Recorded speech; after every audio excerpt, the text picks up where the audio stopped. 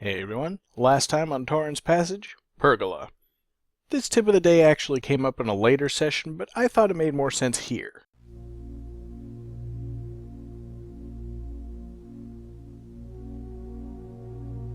I always felt you were innocent. Kurtzwell needed a scapegoat. All these years away from your home, your family, your friends, you must be so bitter. Perhaps. I've learned to use the darkness to get what I want. I've heard you've become quite the powerful sorceress, Oh? but not quite powerful enough to overcome the magic of that collar. Not yet. But perhaps soon. And when I do, I promise revenge. But what if you could return sooner? What? Ha! The collar will not be denied. I could release it for you. Oh, Peccant. You know its spell can only be broken by royalty. And no matter how much you scheme, you'll never be king as long as the boy lives. Yes, but think, Licentiate. Who sealed the collar?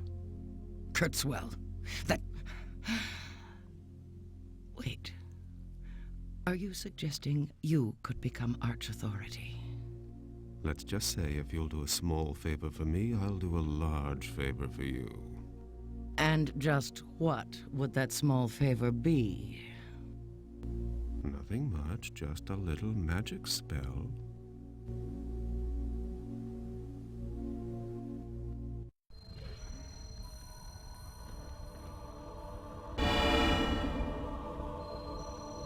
What?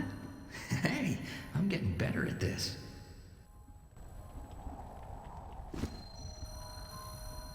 And here we are in Chapter 4, Asthenia. It gets worse before it gets better, but we're close.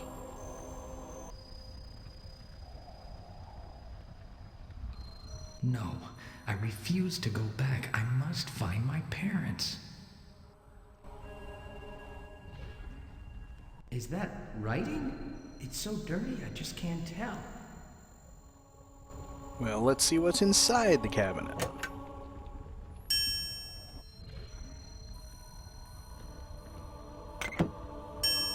Why, it's a closed bottle.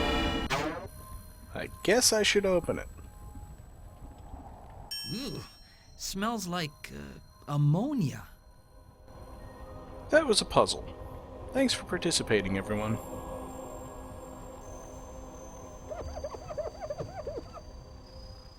Welcome to Asthenia. Huh. Indeed, but for no reason, here's a button.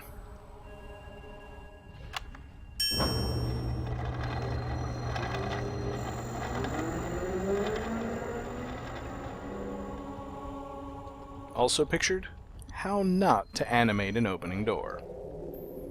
So we're on some kind of island in the middle of a sea of lava with nothing around us. That spit of land over there must be the way out of here. The trouble is, you can't get there from here. So on this island there's only 3 places to go, and one of them's right near the cave entrance. Guess it's the same. That spit of land over... Yep, same place. So let's take a look at this wood carving of some kind. I don't know what those symbols mean. Guess we'll have to go find out. And the answer's right over here. At the right side of the island. That must be where the people lived who defended this island. He seems to know a lot about this island. It's weird. Anyway, this seesaw is what we saw pictured on those wood planks, but Torin is surprisingly heavier than an empty bucket. Guess I'm gonna have to find a counterweight somewhere, and it ain't around here.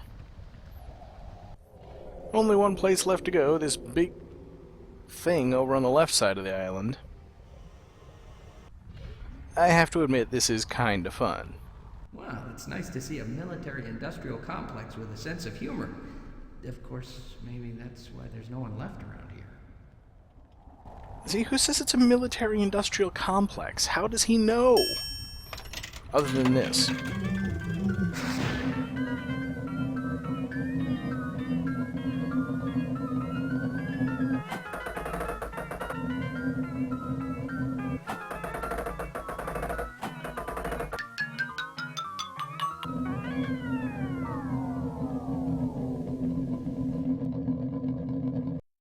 Oh!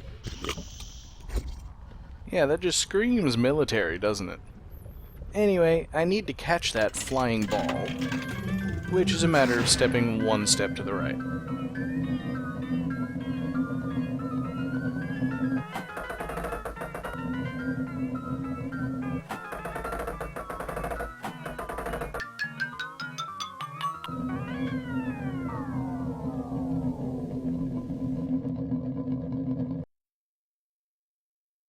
Oof!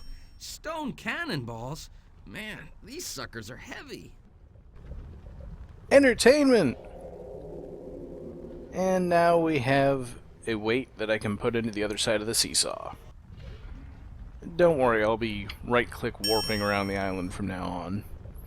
You still have to left-click to go into the locations, but you can right-click past all the walking.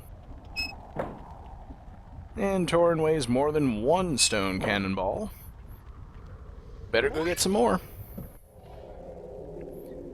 And the good news is, if you collect 3 more of them, that'll take care of matching weights against anything from 1 up to 4 cannonballs.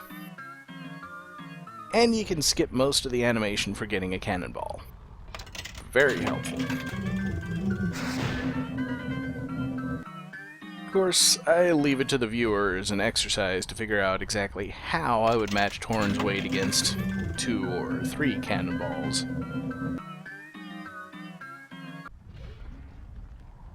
But I don't think it's going to turn out to matter.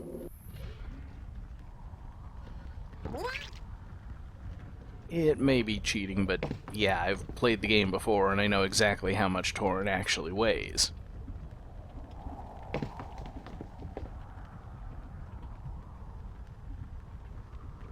And cannonballs in your pouch do actually matter for the weight.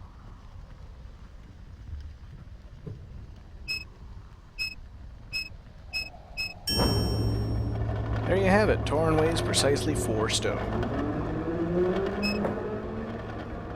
And that creaking must have come from that set of wooden planks we saw before. Once the seesaw balances, you get a catapult. And of course, now we can make it over to that spit of land on the far side.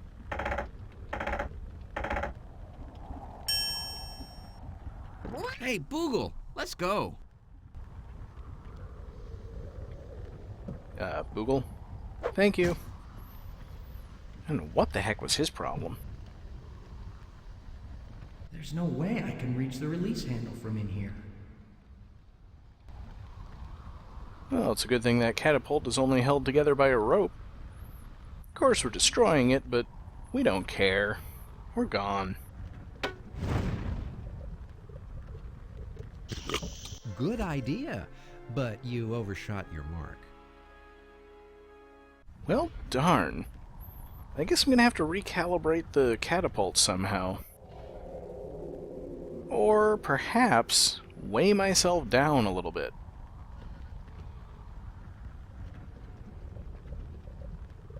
Let's just grab a couple cannonballs here. In fact, may as well grab all of them. I don't think I'm going to need to rebalance the seesaw. And that should be plenty of weight.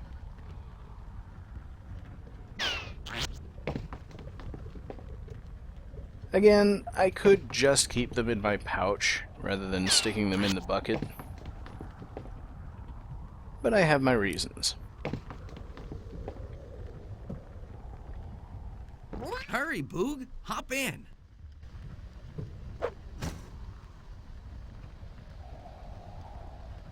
Now, off we go.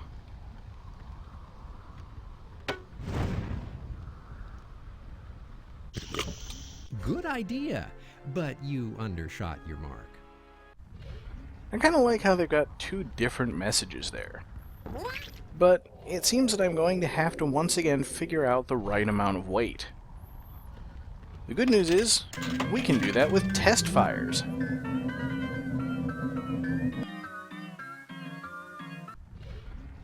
So we've already got 4 cannonballs sitting in the bucket from before. We'll add 1 and see whether 5 is the right number.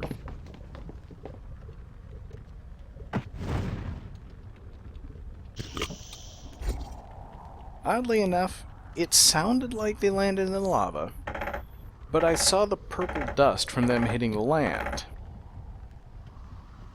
So 5 cannonballs is the precise weight that I need to launch. Torin weighs 4 stone, so I just need 1 more. And almost forgot to take a step back before skipping the animation. That would have been almost tedious. Actually, let me grab another cannonball and show you what happens if you've got too many of them. You don't necessarily have to slap them all in the catapult and launch them. You can get rid of them just by coming back to the seesaw and dumping them in the lava right here.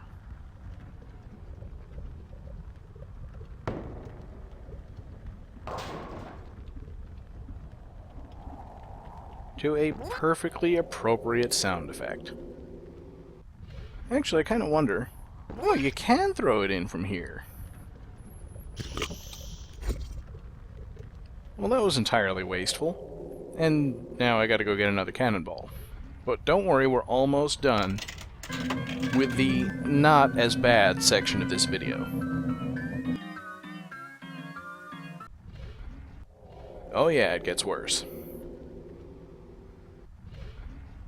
And once again, Hit it, Boog! I could dump the cannonball into the bucket first, but why?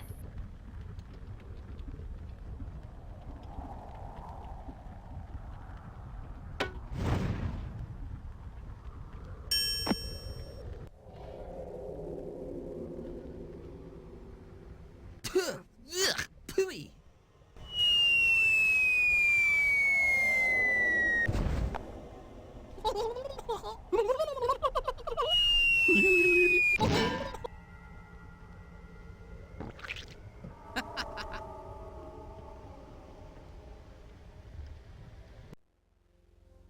And now it's a maze!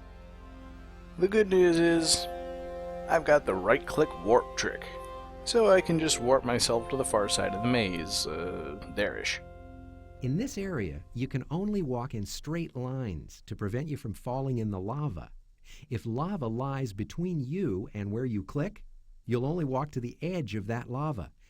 A series of short movements works best. In other words, screw you! This is Torin's Passage, this is Asthenia, and you gotta go through the maze the long way. This is about as tedious as you can imagine. And if you don't start by going to the right, you're going to hate yourself in the morning. Yes, this very quickly leads to a dead end, but it's an important dead end. As you might see if you stare at it hard enough. Did you catch it? Let's take another look. Right about there.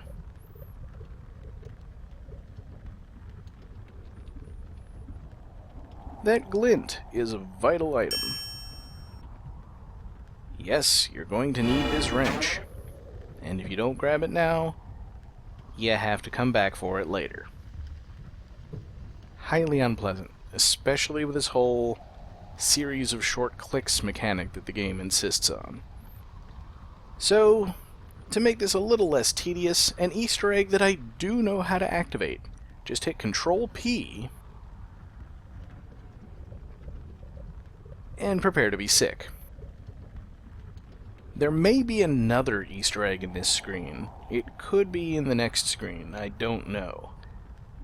The problem is, the literature on this Easter egg is very, very limited. We only have the statement of the artist who put it in, and all he says is, somewhere in the lava maze room, there is an invisible path which leads to a spit of land in the lower left. The entrance is undocumented and is only known to be basically impossible to find unless you know where it is. Needless to say, I don't. That's the wrong way. And psychedelic mode makes it a little tricky to figure out where I'm supposed to be walking. At least there's some challenge to it, because I know the correct path. Now, if you do find this invisible path, then you move to that strip of land, and Torin's legs turn into katakana that spell out Sailor Moon. Because the artist was a big fan of Sailor Moon at the time, as will be evidenced later in the game when we get to Licentia. Otherwise, it's just a long, boring room. I happen to know the correct path, and we're done. That must be the way out of here. Yep, so I'll go ahead and turn off psychedelic mode. The effect will turn itself off if I go to the next screen, but the game will still think it's activated. I don't want to screw around with that. So there's nothing to do in this screen except interact with that machine, and there's only one part of this machine I can do anything with. This looks like a valve, but I can't turn it with my bare hands. I sure hope you brought that wrench. Yay, puzzles!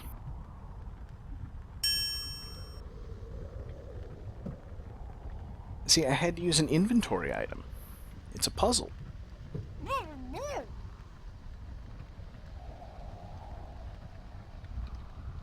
Good idea, Boogle. Look into the cannon of the strange machine.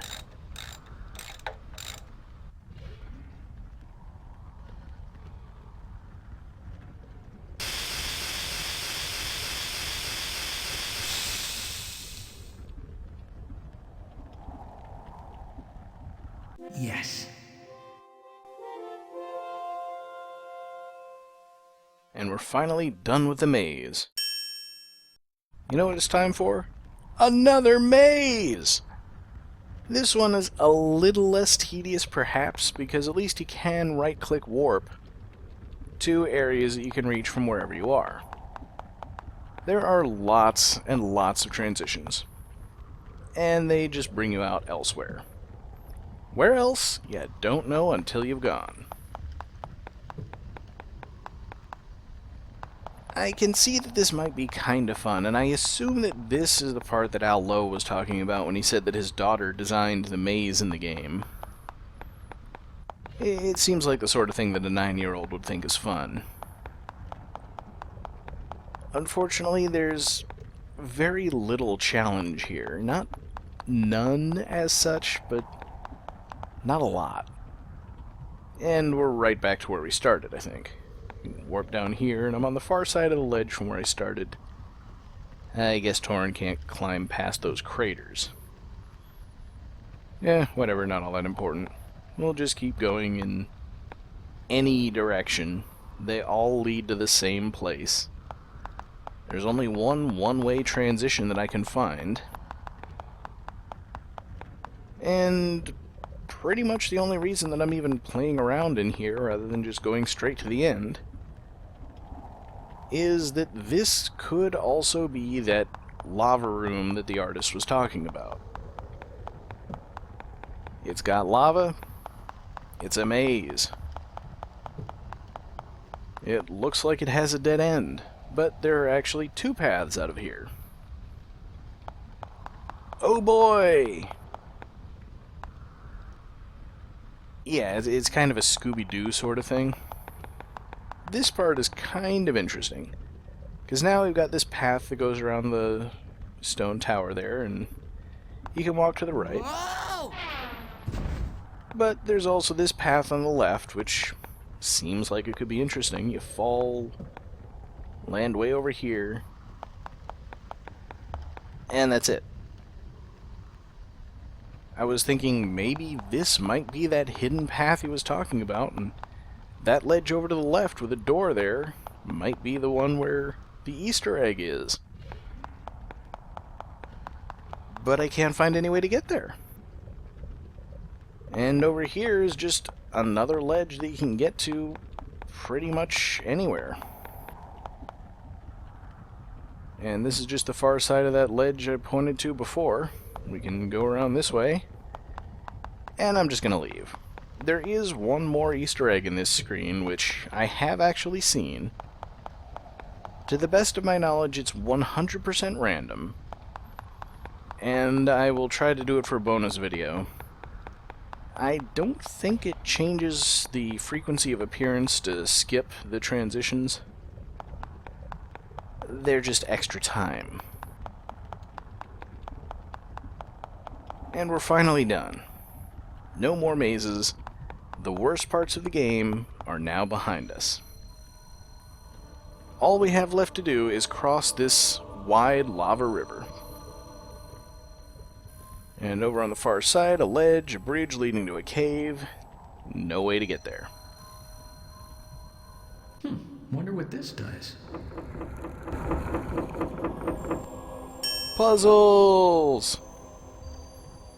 No, I want to scroll up and look at the whole path. There's no challenge to it whatsoever.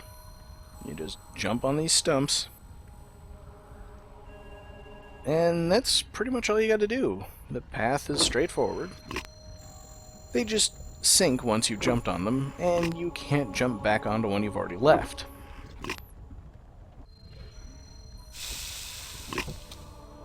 Way to go, honored. But a fiery melting death is not a good ending for you in this game. A timeless Terminator 2 reference.